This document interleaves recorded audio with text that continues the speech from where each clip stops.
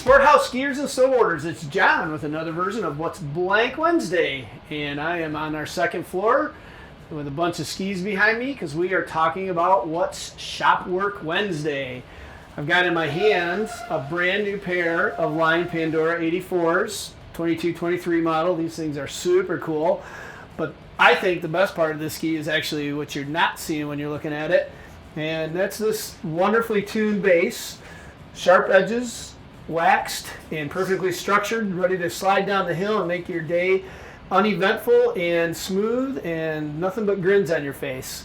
So how do you take an older ski that may have been used a little bit and bring it back to this?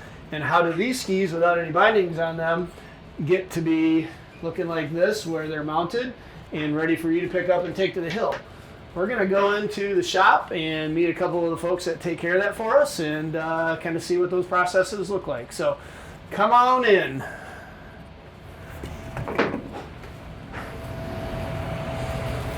All right, so we have a wonderful team of very experienced skiers and snowboarders that work behind the scenes to get all this work done, so when the snow starts flying and the lifts start turning, you guys are ready to go have at it. We're running a couple weeks out right now, so you don't want to wait too much longer to bring your stuff in so that these guys will have it ready for you. I am joined on my left here by a brand new face around the house, Keegan. Nice to meet you guys. Yeah, welcome to Bill and Paul's. How's your season been going? Thank you. It's been great. We've got a great team back here in the shop, so it's been a lot of fun. Getting a lot done. A lot of skis coming through. So this is new for you, right? Correct. Yep. It's my first time ever doing this kind of thing, but I've been skiing my whole life, so I kind of have a good base knowledge of it. So awesome. So what are you working on over here? Working on a brand new set of access skis here, getting bindings all mounted up on them, ready for this person here. So what's involved in taking a ski from brand new out of the wrapper to somebody picking it up and going to the hill? Like, what's important that you do to make sure that that skier is safe? Well, we use the skier's specifications here, and we get their boot lengths and get them all measured up, so then the boot is the correct size for that binding, and then we'll test them on our machine for our release checks to make sure that they're safe out on the hill. We don't just stick a bunch of things together, kind of turn them loose and let them go. No. Nope. This machine here is pretty awesome. It does a lot of the pressure work that used to be done by hand. Correct. So a lot of automation in the shop, right? Yes. So that probably makes a new guy a little bit more comfortable? Exactly. A little easier to learn. Okay. What's the scariest thing that you've encountered so far up here? I'd say drilling a fresh pair of skis. It's always scary putting a hole in somebody's new skis. But you haven't misdrilled anything yet, right? No, not yet. Yeah, you're good. We hired the right guy. So, well, enjoy the time up here. Thank you for running all these through. How many pair of skis do you think you mount in a given shift? In a day?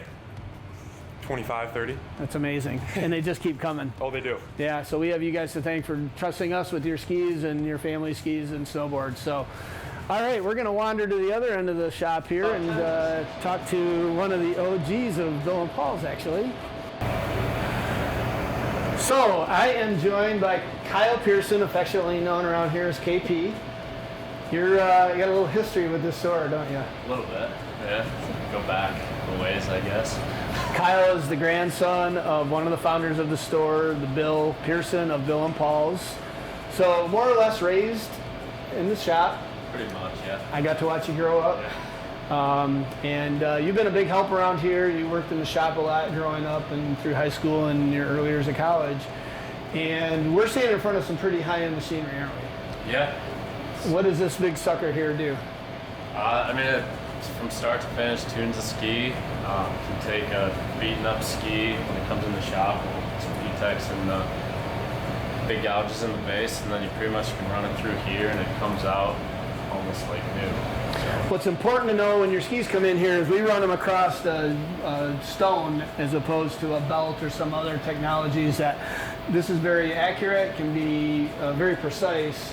And you know a lot about the way that this machine in particular, but all the Winter Sager product works, right? Because what did you just get done doing? I used to work for Winter Sager the last 40 years, so moved back to Michigan. I was out in Salt Lake working for them. And you help them sell these things, you help service these things, you understand this really well. Great people, just everything. So the machinery, the technology in the shop here helps us do what primarily? I mean, the main thing like with these big automateds is every single ski that goes through it comes out exactly the same. So it gives you a ton of consistency in the tunes and the product moving out to the customers.